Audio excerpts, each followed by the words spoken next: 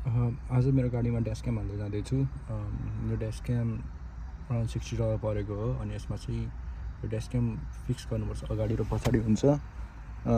यसको वायरिङहरू यहाँ भित्रभित्रबाट लगेको छ। यो आफै हालेको हो, यो भित्रभित्र देखेको छ नि। यहाँ अब यसमा चाहिँ के गर्नुपर्छ, भित्रभित्र हालेर हातले घुसाउँदै हाल्नु मिल्छ।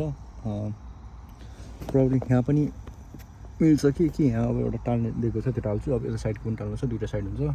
यसमा चाहिँ भिडियो रेकर्ड भएको चाहिँ अब यहाँ पावर बटन छ होला, त्यो बटन अन गरेपछि हुन्छ। अब